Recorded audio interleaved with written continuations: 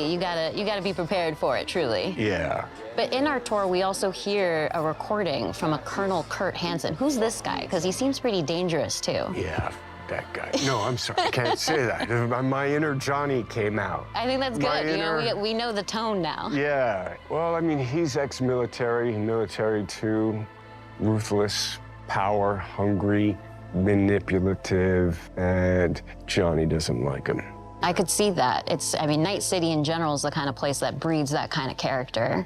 Yeah. Let's take a step back. Let's talk about Johnny as a person instead of this horrible person known as Colonel Kurt Hansen. I don't know about this guy, but people like Johnny, and I think it's interesting because we know him to be opinionated. He's radical. We've seen that in Cyberpunk 2077 in the Man campaign, but as we get to know him, he's got a sensitive side too. He can actually be quite caring. That's what makes it so much fun.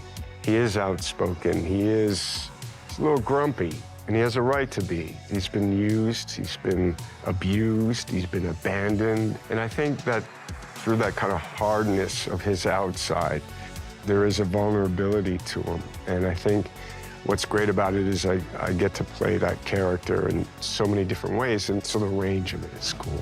And especially for the player, you get to see these moments in flashbacks. You start to understand he's a product of his upbringing, truly, of his surrounding. Well, let's not get carried away. I mean, we can start talking about nature and nurture. I'm sorry, I keep dropping into Johnny. But, yeah, I like his anger. I like his passion. I like what he stands for. He's really just looking for a fair shot. And I love that he's kind of going through music, that there's an artist side to him. And, you know, I got some great speeches. There's all these moments with Johnny where a tiny little thing, you know, elicits this really fun response. You can flip him off and he double birds you back. Like, I love those kind of moments. Or rock. I think another interesting lens of looking at him as we get into Phantom Liberty is his dynamic with Solomon Reed. So what can you tell me about Johnny's relationship with Idris Elba's character? I think Solomon has some things in common with Johnny in the sense of the military, the sense of being used, abused. You know, it's in the title, right? They're fighting for a liberty. You know, Solomon's kind of trying to reclaim his life, you know, and Johnny's doing the same thing. You know, it's Cyberpunk 2077, so it might start off as revenge, and it might end as revenge, but I think sometimes he feels like he's lashing out at the wind, you know? And I think Solomon has been living out in the kind of the desert of his life, right? Kind of hiding and harboring. Yeah. But I think he also has that kind of soft and hard side to him as well. So as somebody who's very familiar with thrillers, because you've starred in a few, what do you think about Phantom Liberty makes for a good spy thriller in particular? The quest to understand what's going on. So, and the kind of scavenger hunt of information, the mystery, the double crossing, what is true, what's fiction, what can you count on, you can't count on anything. That is really kind of amplified.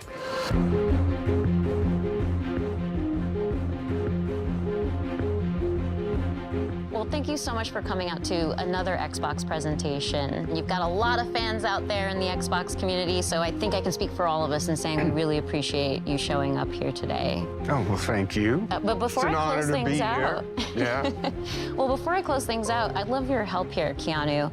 How do you think Johnny would end this interview right now? Well, there's a lot of ways you could do that. But, Tina, pleasure to meet you. Oh, is that how Johnny would do it? Yeah. Oh, thank you, Johnny. Nice to see you. Such a pleasure to have you here. I thought you were going to kick down the camera or something, so. No, you see, he's respectful. You know, you're a good egg. Oh, thank you. You too. Yeah. And I'll see you out there again soon.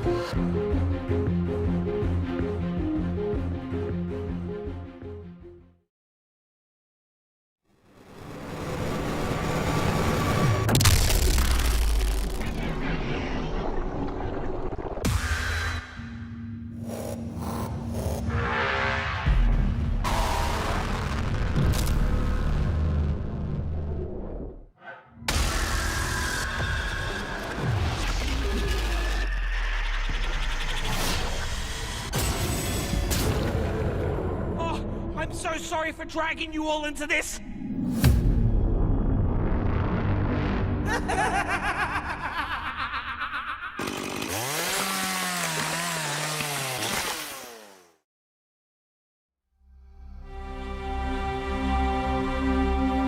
The world you think you live in doesn't exist. It's a pantomime. Theater. And if you get a glimpse behind the scenery, the stagecraft, you will discover nothing but darkness. And once perceived, it will swallow you whole.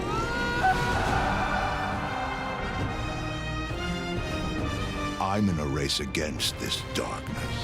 A race to locate an ancient ruin, a tower of unspeakable power.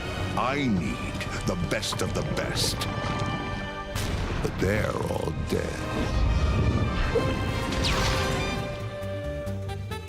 So I'll use you. Scoundrels, thieves, cutthroats, the best of the worst.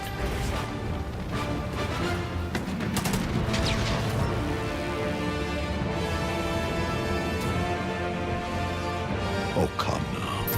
Try not to look so glum.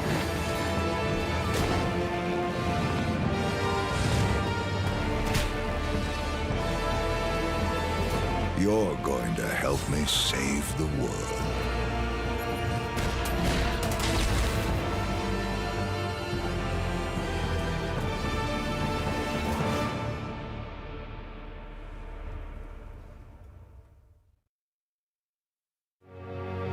When it comes to RPG studios, Obsidian Entertainment is among the very best. From Fallout New Vegas and The Outer Worlds to Star Wars Knights of the Old Republic 2 and Pentiment, Obsidian games have placed their stamp on the genre. Joining us today for a closer look at Avowed is game director Carrie Patel. Carrie, I'm so excited to have you here. We just saw this big reveal of Avowed, and there's so many little bits of information in there that I want to dig out and pick your brain around. But before we get into all that, I'm assuming that you don't need to have played Pillars 1 or 2 to really get into Avowed. You're absolutely right. You don't need to have played Pillars 1 or 2. You can come to the world of Avowed fresh. We want this to be a welcoming experience to new players. But if you are a returning fan, there are some recognizable tidbits. For people who have played Pillars 1 or 2, can you tease any more of just those general connections to the universe? And no major spoilers, of course. Yeah. There are a couple returning characters that players might recognize from Deadfire in particular. Players who have played the original games will recognize some of the parts of the world and some of the factions. The Adirian Empire plays pretty heavily into the world of Avowed, so all of that will be familiar to returning players. We do start to see some of that Pillars universe now in the Avowed setting, which is really exciting, and it's looking amazing so far. But can you confirm one thing for me?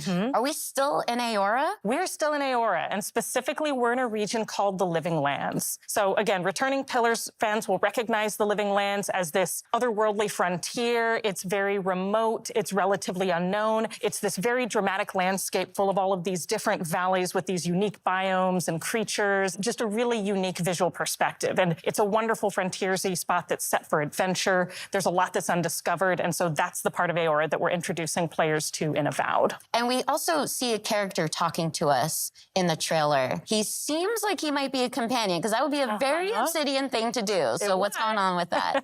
Yes, this is Kai, and he is one of the first companions you meet in the game. He's an Amawa. That's one of the unique species of the world of Aora. And Kai as a character brings a balance of this really battle-hardened perspective. He's seen a lot. He's served as a soldier and a mercenary, but he also has a really unique sense of humor. So he brings a spirit of levity and camaraderie to the party as well. And as he's talking to us, he's also kind of conveying, well, he's straight up saying that he's afraid of you and your abilities. But it's not like the heroes are the only powerful beings in this universe. So I'm curious what that means for who we are as the player character. Are we a watcher again, like in Pillars 1 and 2? Or maybe we have some connections to the spirit realm and beyond that gives us these terrifying abilities? So you're not a watcher this time, but you do have a unique soul connection to the world. It gives you a connection to the Living Lands and to some of the more mysterious forces at work there. The player is also being sent as an envoy of the Adirian Empire, and so they come with both a very mysterious aura, but also a certain sense of political urgency. Kai also mentions a plague. That's another bit of detail that we get within the trailer. We see a very concerning growth on a lot of the creatures in the world. What can you tell us about this plague?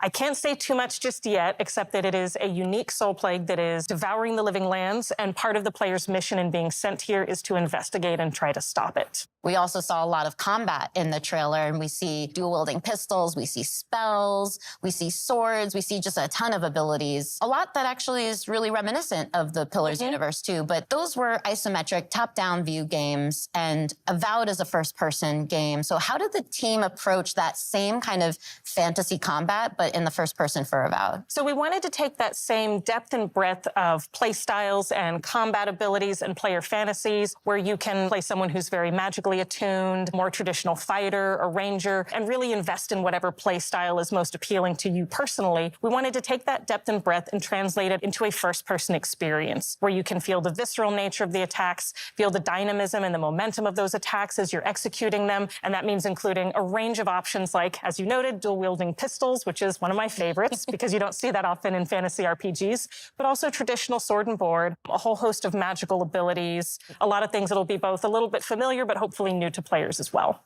And I've got one more question for you, because I know the audience is going to want to know this one, but just how big is this game? So it's going to be roughly comparable to something like Knights of the Old Republic 2 or The Outer Worlds. It is set up as a series of interconnected open zones that players can explore at their own pace. You can invest in discovering every nook and cranny in the world, discovering every secret, finding every side quest, meeting every character, or you can have a much more focused experience. And it's really up to players and how much time they want to spend in the living lands, but I'm hopeful that they're going to spend a lot of time with us once Avowed releases. Well, count me in as one of those players, because I definitely want to read and hear every line of dialogue, everything everyone has to tell me, and discover every inch of the living lands. Well, thank you again so much for being here, Carrie. This has been so insightful and fun. Thank you, Tina. This has been a pleasure. That was just a taste of what you can expect from Obsidian Entertainment when Avowed lands next year on Xbox, PC, and Game Pass.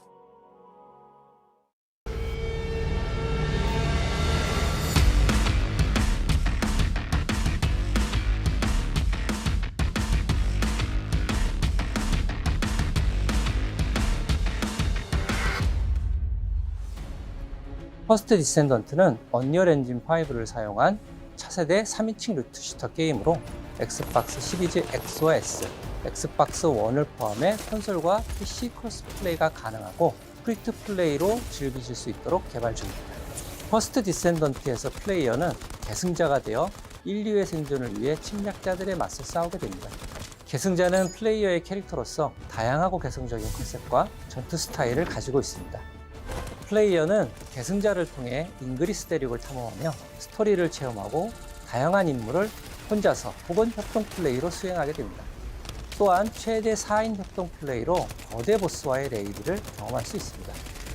거대 보스별 다양한 기믹과 부위 파괴 등을 통해 밀도 높은 팀 플레이를 체험하실 수 있습니다.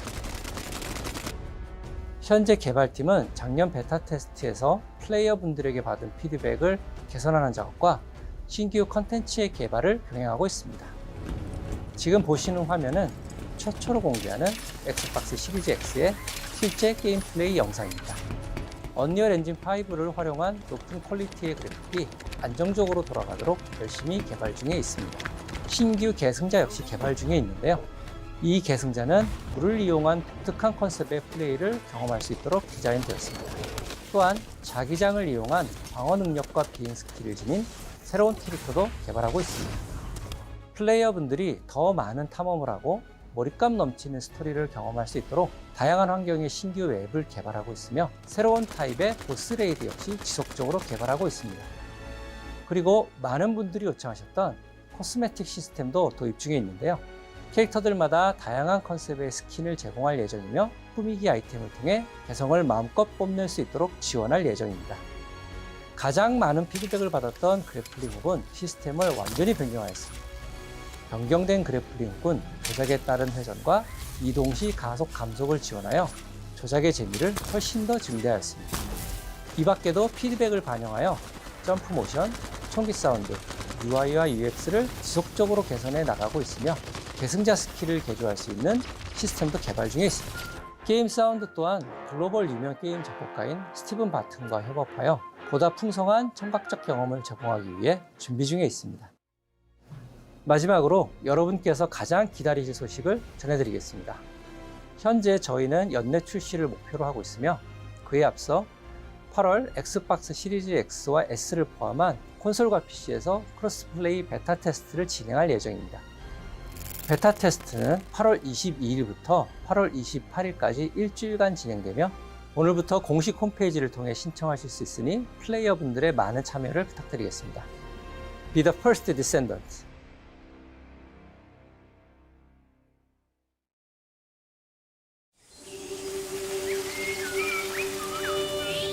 When we were wrapping up Banner Saga, we were really talking about what is it we want to do next.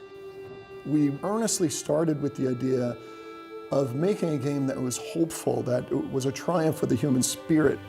Something that had a lot of replay ability, something that you can really explore for a long time. There are different worlds that we want to explore. Towerborn is that game.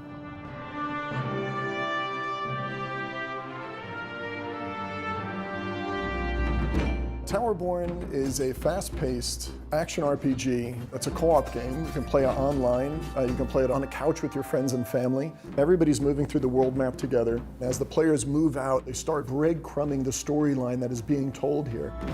From the world map, you go into fun, fast combat. You come out of that with resources and crafting items, and with all their new loot, they can go back to the Belfry.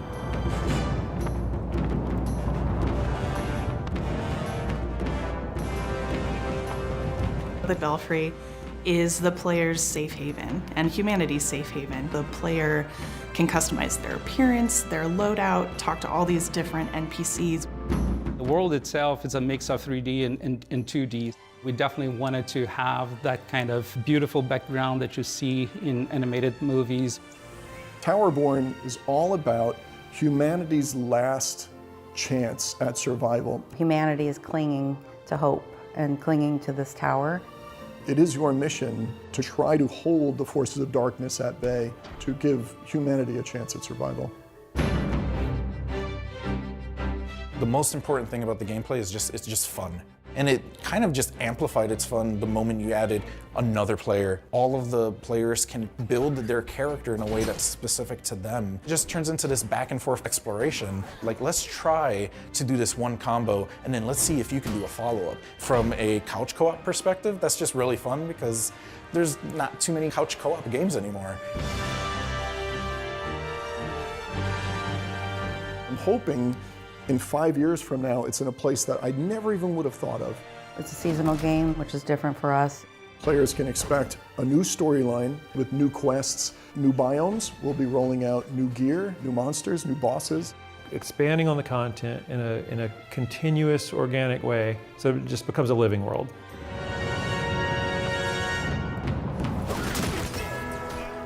When we started Stoic, we decided, let's just make games that we feel strongly about and we want to play. We had to find the right relationship with a publisher, and I think we found that with Xbox. They've enabled us to make the game that we want to make here.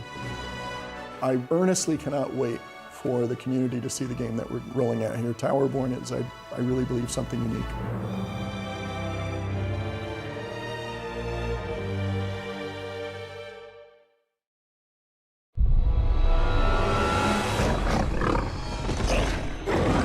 There's that roar again! You gotta protect the pit stop, please! What the hell is that thing?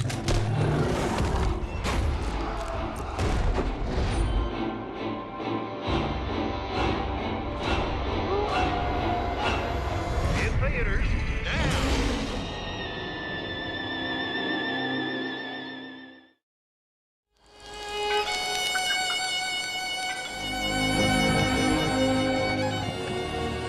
Hello, I'm John Rush, art director for Fallout 76. I hope you enjoyed the world premiere of the trailer for our Once in a Blue Moon update coming June 20th, free to play for anyone who owns Fallout 76. The blue moon has risen over the hills of Appalachia, bringing with it a ton of great new content for players. That includes new cryptids like the Blue Devil, and Ogwa to threaten the progress of the Blue Ridge Caravan Company. We've also got 2 new public events, both of which give you a chance to earn caravan and cryptid-themed rewards. Defend the Middle Mountain pit stop from waves of monstrous creatures and safe and sound. And thwart a horde of crazed cultists and beasts of burden. With Season 13, we've also got a new scoreboard called Shoot for the Stars, which celebrates the stars of the silver screen and gives you a chance to earn cinema-themed rewards.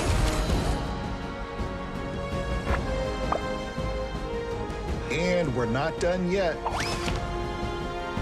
Next year, we're taking players to Atlantic City, where they'll gamble on the fates of new factions for the opportunity to win big. Do your part in helping the Blue Ridge Caravan Company and earn rewards along the way. Once in a Blue Moon is coming June 20th. Appalachia is coming at ya. We'll see you there.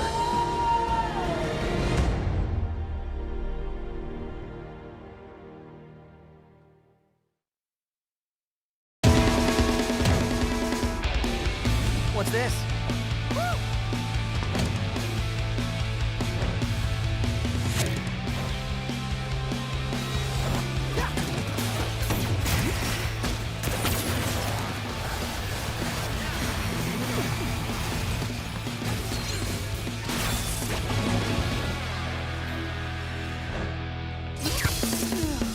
What happened now?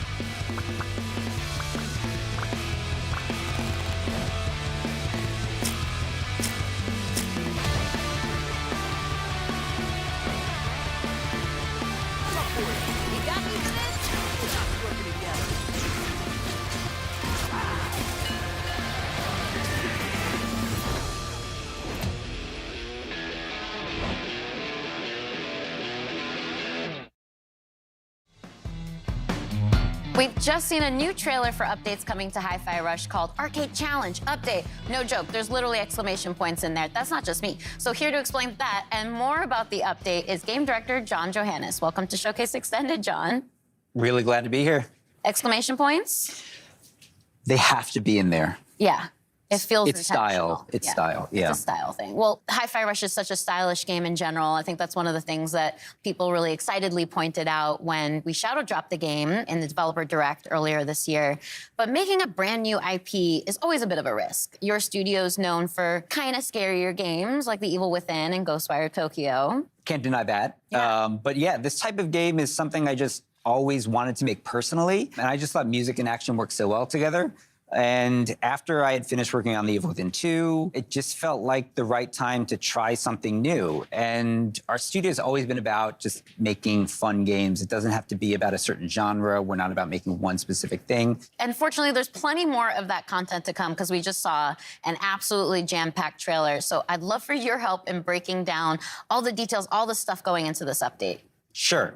There's a lot, so bear with me. Everything in this mode is unlockable once you've finished the game, and you'll unlock an arcade cabinet in your hideout. And by accessing it, you get 2 new modes. One is called BPM Rush mode, which takes the gameplay up to like higher speeds than we've ever done in the main game. And the other is called Power Up, Tower Up, which is a new sort of randomized spin on the rhythm tower mode that we had in the original game. And included in this mode are 5 new original songs to play to, as well as 2 brand new enemies. And then there's special attacks and this whole meta system for unlocking upgrades and rewards. And that's all I can think of right now.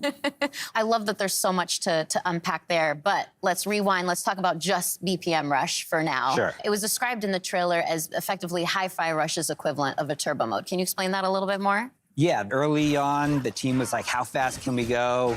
And in the game, we kind of settled at, about a max 160 BPM. But this mode really takes it up to 200 BPM. But we sort of ease you in there. It's a gradual upgrade until it eventually gets so fast, you just got to sort of think on your feet and naturally react to the rhythm in the combat of the game. I personally love that there's a lot of accessibility settings in the game, too. It makes it so that you can adjust the game to your own comfort level. But this is a post-game challenge. It's meant for when you've gotten into the rhythm of the game. So I'm curious if you have any pointers on as far as how to tackle that challenge. As an action game, I think a lot of people want that sort of next-level challenge, another way to use their abilities in a new type of environment. This mode does that by putting you at the high speed. But we also have multiple difficulties. We have an easy mode for people who want to experience what that's like, but maybe are not in tune with that sort of high difficulty that's accompanied with this stuff. But then we have a casual normal mode as well. And then we have, after beating those modes, we can unlock an EX mode, which takes up to a hard level where damage is multiplied and keeps you at that high BPM throughout the entire time. But there already was a post-game challenge when Hi-Fi Rush launched. It was the Rhythm Tower mode. You mentioned that briefly earlier.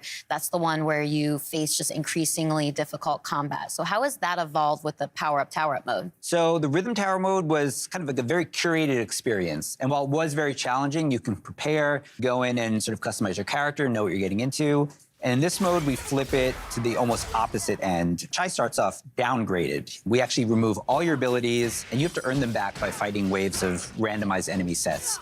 And after every wave of enemies, you get to choose from a series of power-ups that can gradually increase your stats. Each of these upgrades comes with either bonus or negative modifiers as well to the gameplay, so you can take more risks or less risks depending on which upgrades you pick. And again, those upgrades are randomized each level, so you really kind of have to have an understanding of the systems and not quite master them, but have a good grasp if you want to go in and come out on top. Well, as I mentioned earlier, it was a really packed trailer. There was a lot of information in there. It's a chonky update. So what else have you got for us? Because I feel like there's more on the table there. Yeah, so by playing in the two modes, you unlock these rewards through these challenges that are connected to these two modes. And in those rewards are things like accessories for Chai and new costumes for Chai 808, and even as well as fan favorite Corsica. We have new modes for the photo mode as well, things like new filters. We have new poses for the characters. We have stickers that you can place on the photos now. And then there are some extra hidden secrets that we don't want to give away right now, which, as you know from our game, we like to hide in there and we like people to find, which is always fun. And then in conjunction with this release, we're also releasing a separate costume pack, which is a kind of take on what the characters would look like if maybe this game took place in a different time period. Ooh, a little tease. I like that. And there's some really fun-looking stuff in there, so.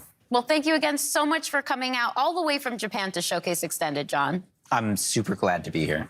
That's all we have to share about the new update for Tango Gameworks' Hi-Fi Rush coming soon. Now it's time for us to return to the second era of Tamriel in the Elder Scrolls Online. ZeniMax Online Studios debuted the trailer for their upcoming expansion at Showcase, and today they're here to break that trailer down for us. Let's hear what the team has to say about the Necrom expansion for Elder Scrolls Online.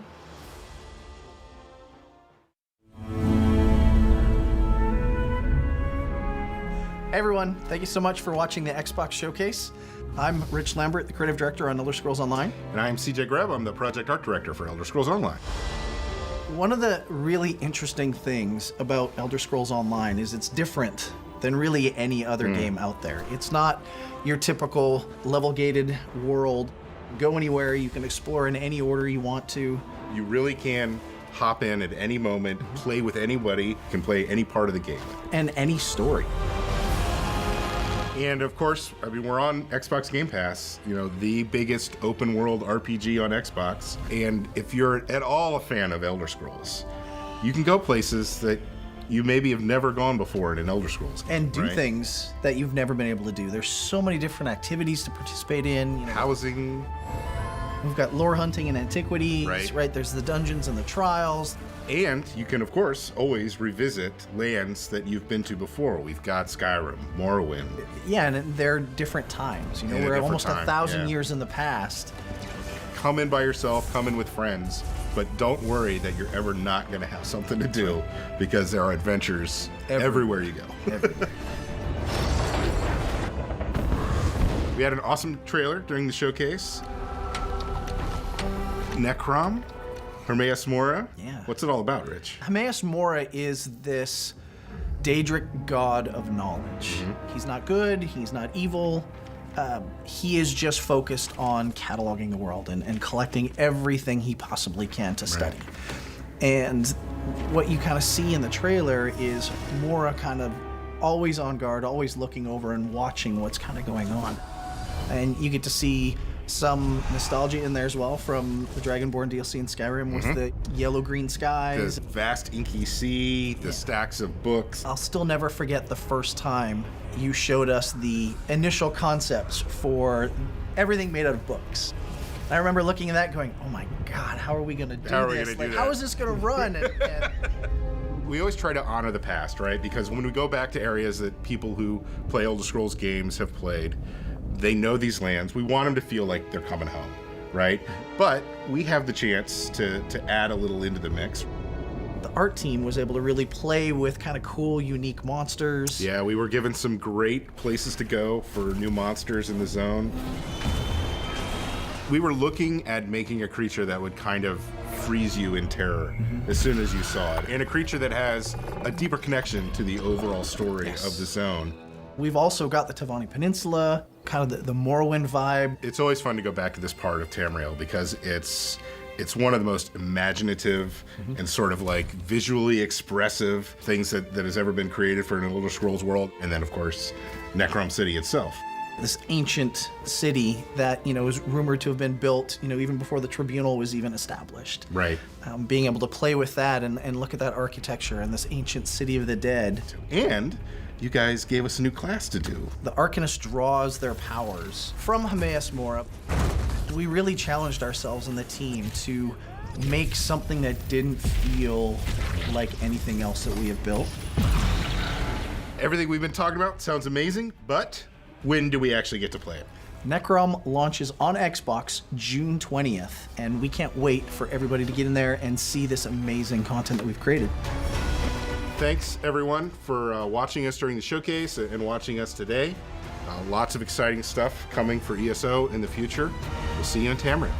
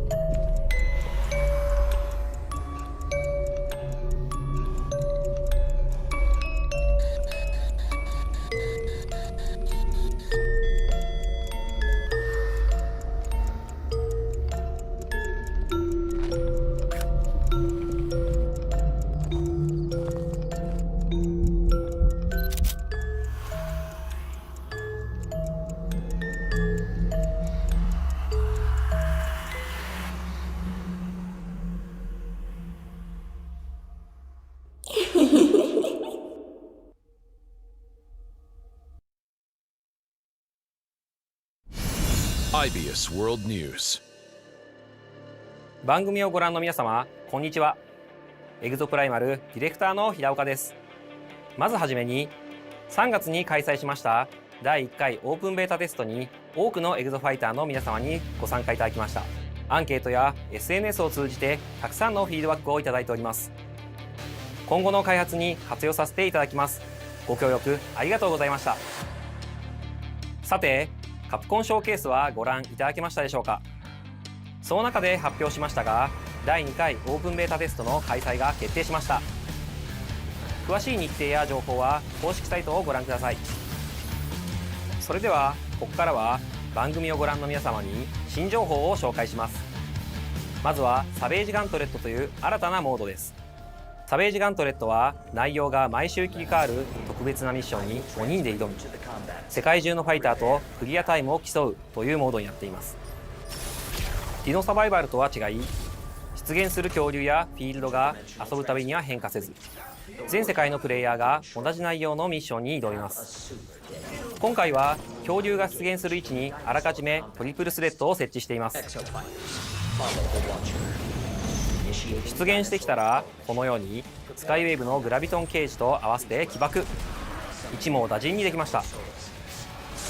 ミッションは画面上部に表示されている恐竜の討伐なのですが、サベージガントレットでは目標以外の恐竜が出現することが少なくありません。もちろん討伐せずに無視することもできますが、ミッション達成の妨げになる可能性があります。倒すか倒さないかはプレイヤーの作戦次第です。目標を達成したら次のミッションへ。ゲームの流れはディノサバイバルと同じなのですんなり遊べると思います。何やら次のミッションに備えてエグゾスーツを着替えているようですね。なるほど、スナイパーネオソが離れた位置に多く出現するのでビジラントに着替えたようですね。フレームネオソーも出現するのでフロストロックで動きを止めて集中攻撃のチャンスも作り出せますね。また一列に並んだ恐竜もブレードで足止めしてから倒す作戦のようです。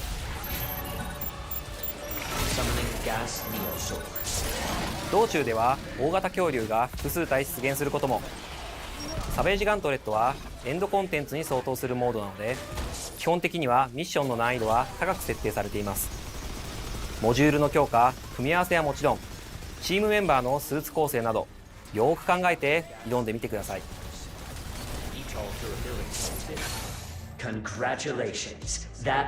サベージガントレットをクリアするとこのようにクリアタイムが表示されます。その後自分のクリアタイムがどの程度だったかランクによる評価がされます。次はバリアントスーツを紹介します。バリアントスーツはデフォルトのエグゾスーツとは異なる性質の武器を装備しており、戦い方が変化したスーツです。デフォルトのデッドアイはアサルトライフルを装備していますが、デッドアイアルファバーストファイヤーはショットガンとバースト射撃を切り替えられるバトルライフルを装備しています。敵との距離に応じて射撃を切り替えながら戦います。他のバリアントスーツも特別にちょっとだけお見せしますね。ゼファーアルファ、エナジーチャクラン、バラージュアルファ、ロケットホップ、ビジラントアルファ、マークスマン、ロードブロックアルファ、フォートレスシールド、ムラサメアルファ、フロストブレイブ、クリーガーアルファ、チャージショットガン、リッチドクターアルファ、デュアリティビーム、スカイウェーブアルファ、サンダークラップ、ニンバスアルファ、ダブルバレル。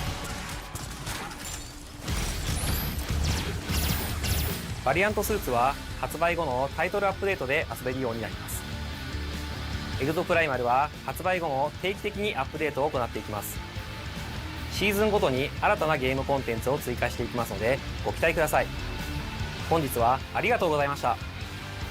それではウォーゲームでお会いしましょう。レッツマッシブ。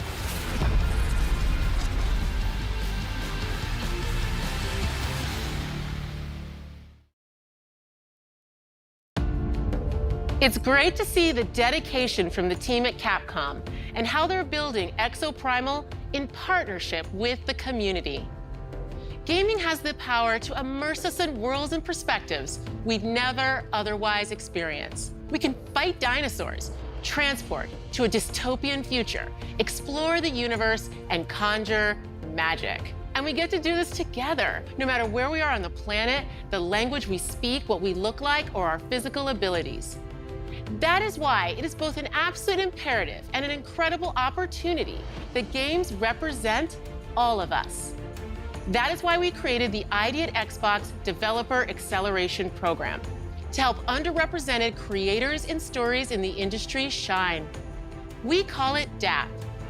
DAP already includes more than 100 emerging developers, and they've launched 30 incredible games like A Space for the Unbound, Validate, and Hoa, and there are many, many more in the works. Let's take a look at these amazing games coming up next from ID at Xbox's Developer Acceleration Program.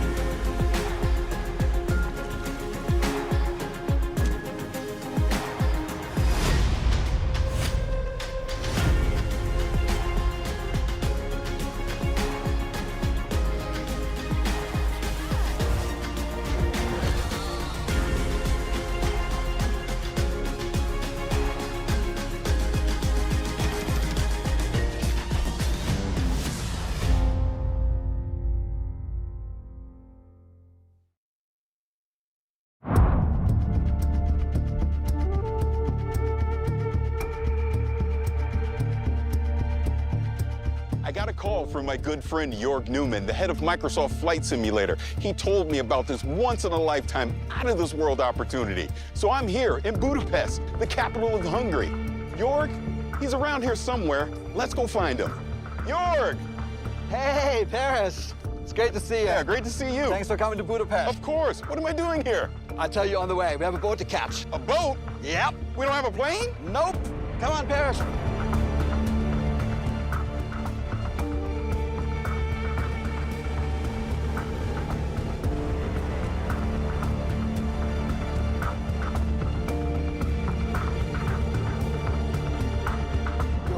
What is this place? What kind of aircraft are you storing in here?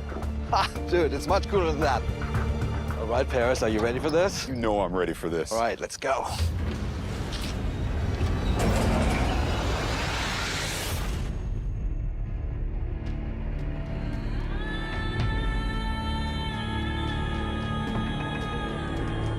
Welcome to the world of Dune.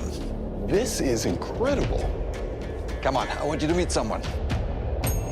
Hey, how's it going? How are you, man? It's good to see you. Good to see you. Paris, I would like to introduce Patrice Vermette, Academy Award-winning production designer of Dune. It is very nice to meet you. I'm a huge fan of Dune. Now, Patrice, can you tell me, what is this place? Well, this is the warehouse where we actually keep most of the props and the set deck elements that we used on Dune Part 1 and Part 2. Now, Jörg, how did all this get started? So it goes back to November 2021. Dune had just hit the movie theaters worldwide, and we got a call from Legendary, and they had the idea that we bring an ornithopter into Microsoft Flight Simulator. And me being a lifelong science fiction reader and fan, a big, huge fan of the Frank Herbert books, how could I say no? Okay, now it makes sense after seeing the trailer at the Xbox showcase. I understand why you brought me here.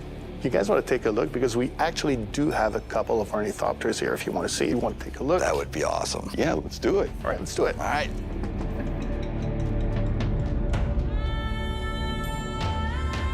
Look at this. It's a one-on-one real-sized ornithopter. It's amazing. Sure, thank you. Denis likes things to be plausible, so that's why they were built to look military, rugged, and stealth. Now, here's the most important question. Were they built to fly? Funny you mentioned, because I've been asked that question on a couple of occasions. No, they don't fly. They are heavy. They're 11 tons. So, Jörg, you had to get this working in the game. How did you do this in Flight Sim? Yeah, it was actually interesting. So, in general, ornithopters can fly and do fly. This particular one, given that it weighs 11 tons, that's going to be a little bit harder, specifically because it's not really doing the ornithopter bird flap. It does oscillation of the blades, and we currently don't have the material science to get the thrust and the lift. But on Arrakis, I think this is absolutely possible, and in Flight Sim, we made it work. Patrice, we're here. Can we go in? Absolutely. All right, let's do it. Normally we'd go in through the climbing up the landing gear, but this will do. Yeah, so what's cool about this, Paris, is that all those buttons are actually realistically hooked up to the system. Master engine switch, what you're doing there above those, the red, are basically all the lights. And as you notice, it's all analog because in the world of Dune, there's no thinking machines. Thinking machines have been illegal for 10,000 years. Yeah, that was actually fascinating when we implemented it. Because it's a science fiction, we thought, oh, it's glass cockpits, everything's gonna be computerized. Like, none of it is. This is a very practical helicopter, almost like from the 1960s. So, Jörg, in the first movie, the Thopter was able to do a lot of cool moves and maneuvers. You're going to be able to reproduce that in Flight Sim? Oh, yeah, totally. I mean, the really cool design that you guys came up with is each blade is independently controlled. So each blade has its own lift and thrust. And that means it can go from a really stable hover to a steep dive and back to a glide instantaneously. I would just say thank you that you designed such an awesome and realistic machine, because that's what we do. We bring realistic machines to life. But if you want to see a little bit more about the game design, Absolutely. I have something for you. Absolutely, I'd love to see.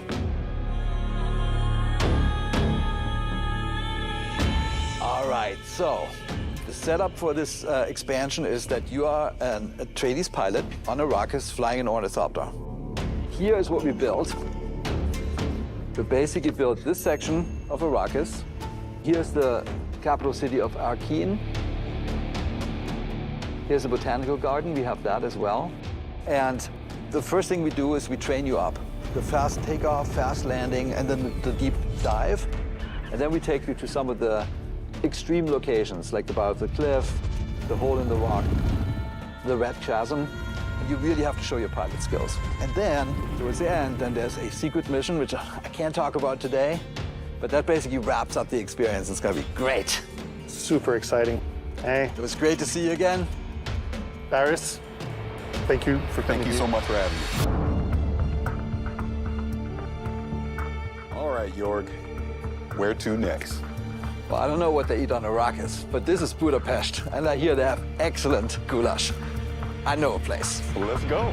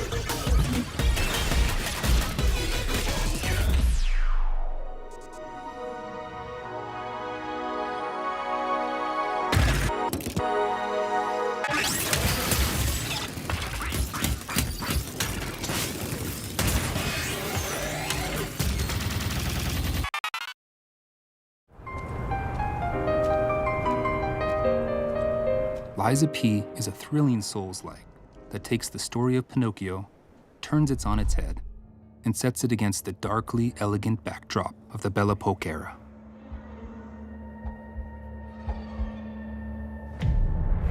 Finally, we meet. You are awakened by a mysterious voice. Can you hear me? You must adapt yourself and your weapons to face untold horrors, untangle the unfathomable secrets of the city's elites, and choose whether to confront predicaments with the truth or weave lies to overcome them on the journey to find yourself. You are able to create your own weapon through the combination of these blades and handles. Of the hundreds of possible combinations with different respective appearances, performances, attack motions, and patterns, each and every blade and handle has its distinctive Fable Arts. Fable Arts is a special combat skill that can be casted by consuming Fable slots. Fable slots can be charged again through combat. Select your own special skills to vanquish your enemies. The Legion Arm is a prosthetic on P's left arm.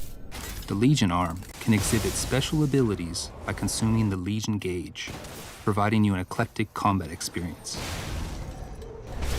So, puppets are all there are? I highly doubt that. You'll have to face all sorts of monsters, puppets only being one of them. You're not quite done yet. Bone-chilling bosses await you.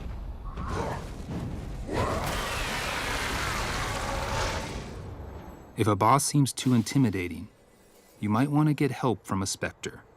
In boss matches, you can summon a specter that will assist you in battle.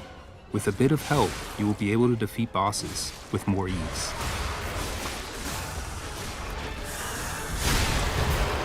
The P organ is a system that allows you to upgrade your character. Use quartz to optimize P to your liking. Within the P organ, you can select which slots to unlock depending on your preference.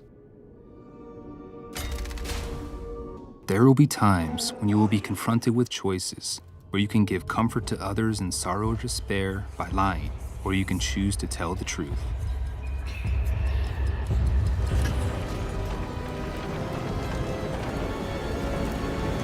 Carve your own path.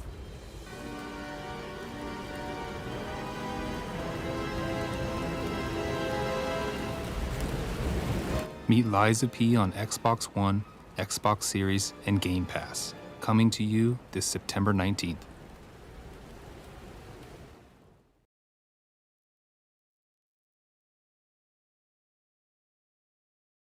At the heart of Hellblade is our ambition to sink you into Senua's world and story. To do this, it's critical that we make it as easy as possible for you to suspend your disbelief. One key method of achieving this is our use of performance capture.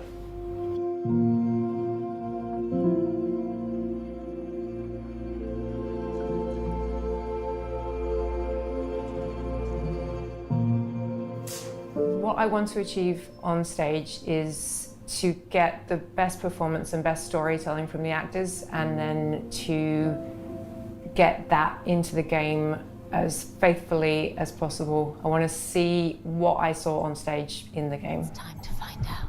Why are they watching? It's time to find out. When we were shooting a scene from the Xbox showcase, it was quite a somber mood on set, because that was one of our moments in the game where it's just Senua and the Furies, and we have an opportunity to connect with the player one-on-one. Where are they? Where are you? What do they want? I don't like it. I'm scared. This is too Bad woman. At this point in Senua's journey, she's had her confidence eroded. There's a lot of doubt, and she needs to find within herself a spark of hope, that strength that she has, in order to continue on. Everything I've done has led me to this place. We've come so far. While this scene is relatively simple, the scale and complexity of our performance capture has multiplied to meet our creative ambitions on Hellblade 2. We shot the first Hellblade in the boardroom of our old studio. It was very MacGyvered together. In the new studio, we have a custom-built mocap space, which has pretty much everything we could have dreamed of. We've got projectors, so we can recreate sets on the ground if we need to. We've got loads of props that we have available to us at any time, so we can build sets. I remember coming into interview and seeing the setup down there, and immediately being impressed by the clear commitment that had been made to underpinning great true-to-life performance with great quality data. So we've got a lot more cameras this time around. They're kind of top of the line at the moment. And in the kind of space that we have downstairs, we have nearly wall-to-wall coverage, which is really impressive and is not something that is common. It's certainly a step up from a few cameras set up in a boardroom. With our setup, we can push even further on our ambition of bringing through as much of our actors' performances as possible into the game, even down to the most nuanced of movements. So when you've got an optical system like ours set up and calibrated well, you can track performers' movements down to the millimeter. So we can see somebody shuffling their finger along the table or just wiggling them very gently. You can see hesitation and breath. You know, there's no need to push the action and overact. You can just be your character. I'm here now. What we want is the best performance possible, the best immersion possible for the player, and that's why we go to these lengths, just to try and get that extra fidelity of performance into the game. What do you want me to do? With performance capture being at the heart of our character movement, our props and staging had to facilitate our vision. I don't want to give any spoilers away, but there is going to be a boat in the game. That boat will have several characters on board. We wanted to be able to capture the motion of a boat across multiple characters simultaneously, and we, for the first time, had the space to be able to construct a proper rig for this. So we had a platform which could be moved in any number of ways to create that kind of pitch and yaw and roll that you would get on the ocean. And we got our actors up onto this boat and captured scene with high waves and a storm, and we got incredible data from really, really amazing. The most important part of my role is to make sure that story gets told, and having these wonderful actors we're working with bring their talents to bear on these characters has been such an amazing experience.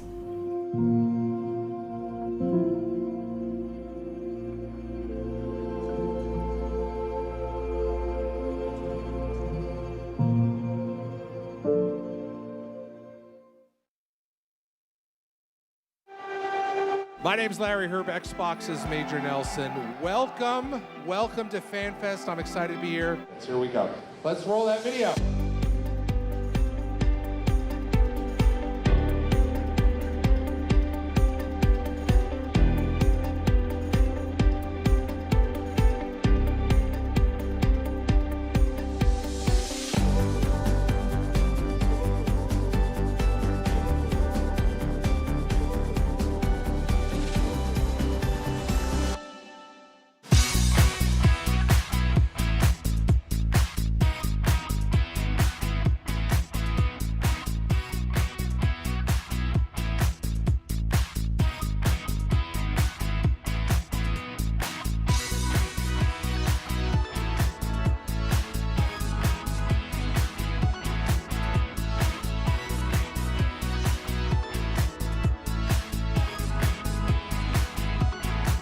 Obrigado.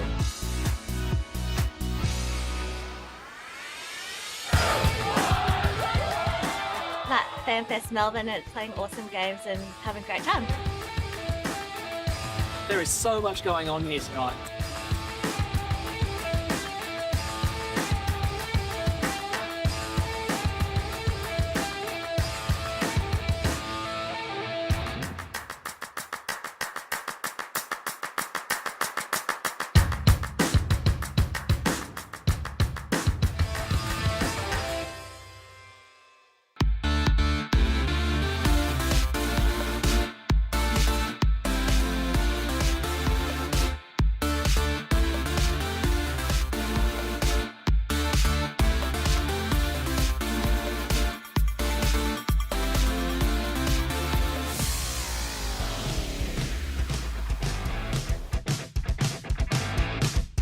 Honestly, I've never felt so good to be part of Xbox in my life. I'm just wandering around, I've been talking to people, and everybody is so excited about what's to come. We really put a lot of emphasis on empowering creative risk, and then there's so much excitement for what we're going to be able to deliver going into 2024, and even games in 2024 that we haven't talked about yet. So our mission, our strategy is to bring the joy of gaming to everybody, no matter where they want to play, how they want to play. And I just feel, a real responsibility, a real privilege, excitement that we get to be the ones to build those games that are going to be at the center of no matter what we do.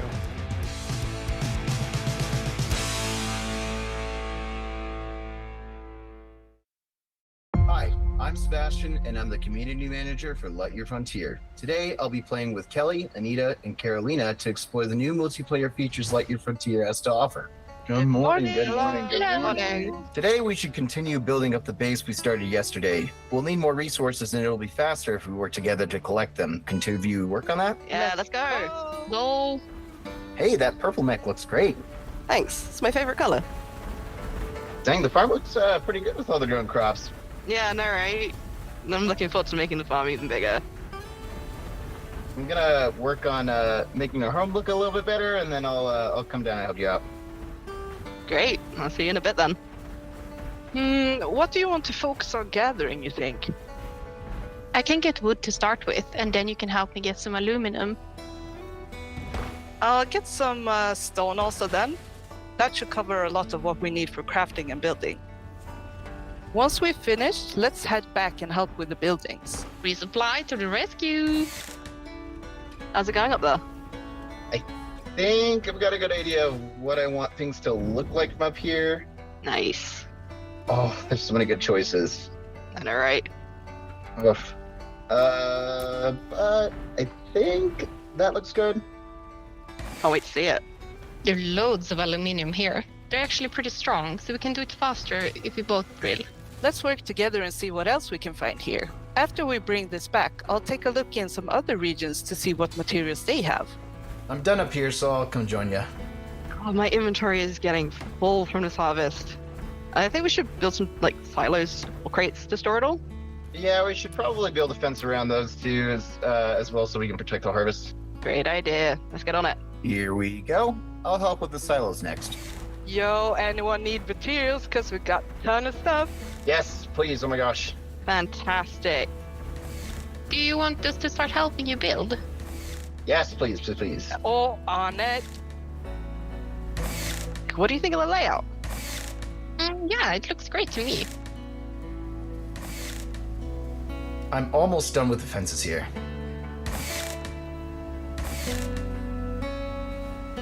Hey, everyone! I was going for more materials and I found some ruins over there. Really? Jump in your mechs and come see this. Oh, wow, what is this? Oh, look at that. This is so cool. That door is huge. Wow. I wonder what's inside, though. Tomorrow we should totally find a way to open this. Let's head back to the base and see what we can do.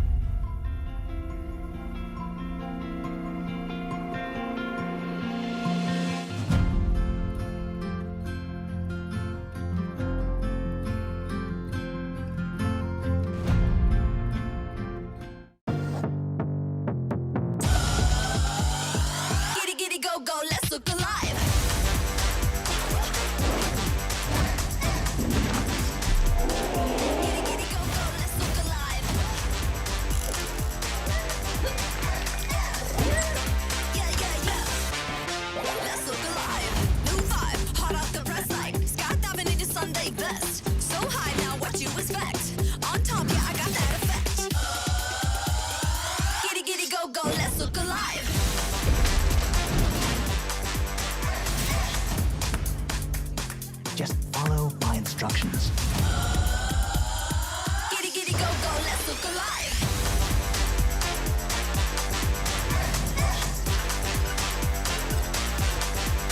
Welcome.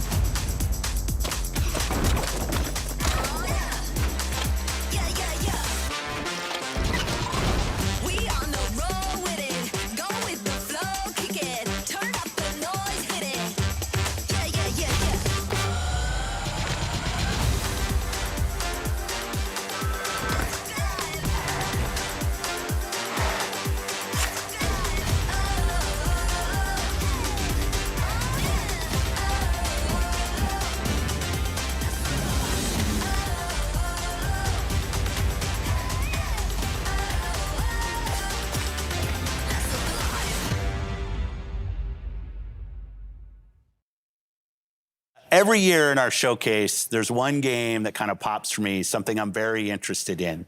This year, we got to announce 33 Immortals from Thunder Lotus. And I'm here now with Stefan and Will to walk through a demo of the game, which I've never played before, first time. We have 33 people online, incredibly excited about this. So we're gonna jump in? All right, let's jump in and start playing.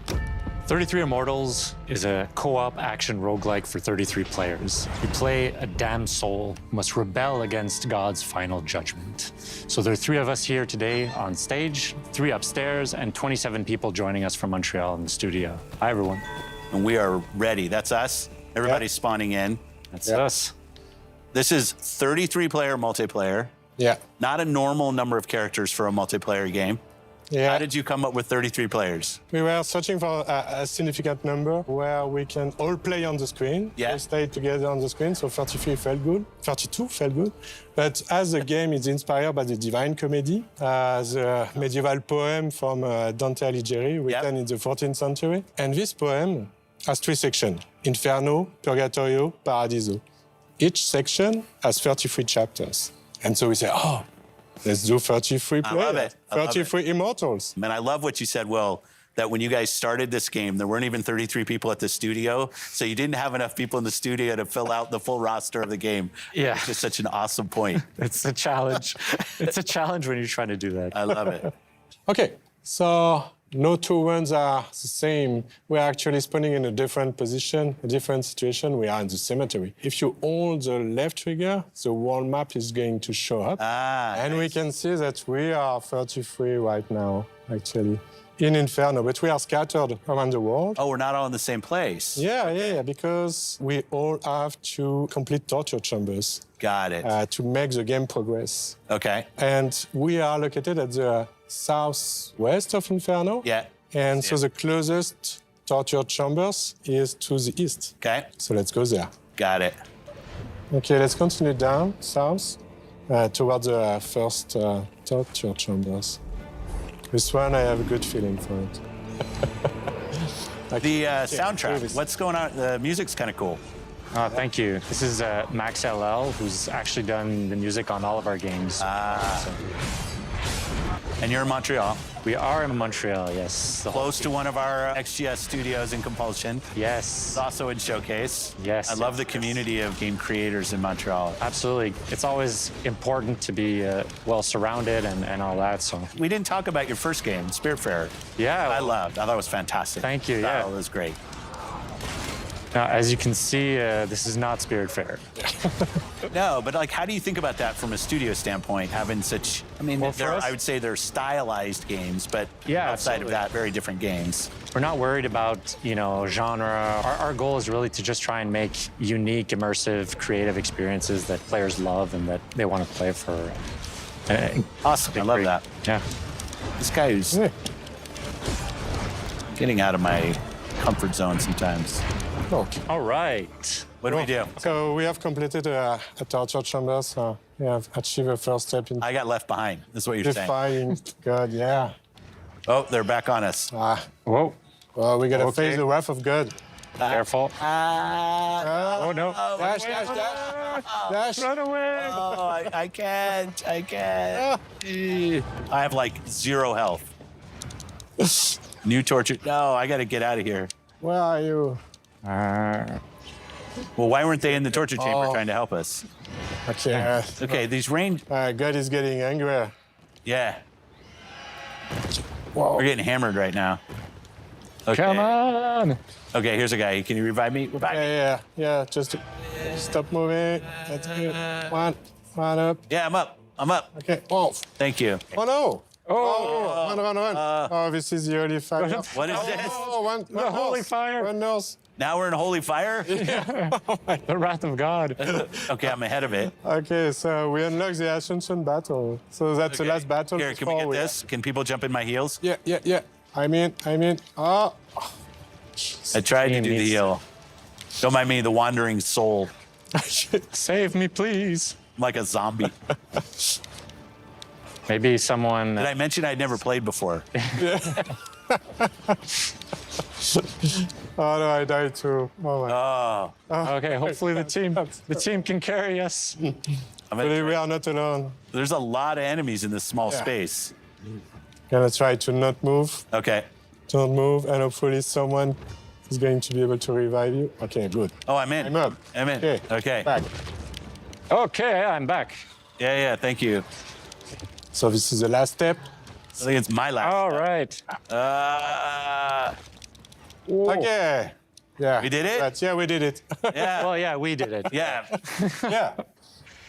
So now we've ascended. Yeah. That was first chapter of first book. Is that how I should think about it? Yeah. It's the first world, so it's Inferno. Yeah. Each region has its whole big set of challenges and everything. And this is all on the map. And its final boss fight. That's what this is. Well, since we've basically come through unscathed so far, this should be easy. Yeah.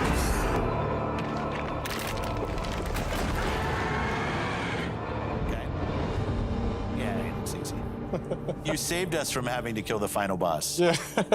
It's a bit of a tease. I like it. Well, best of luck to you and the team and everything that's going on. Can't wait for this game to come out. I won't ask for the date because I know that's unfair. But it was great to have in the show and great for you to come down and we got the opportunity to play. So thank you for that. Thank you so much. Thank you so much for having us. Thanks for watching Showcase Extended. I love these opportunities to show more about everything that you saw in the showcase itself. Thanks to everybody that supported us and have a great week. Thanks, everybody.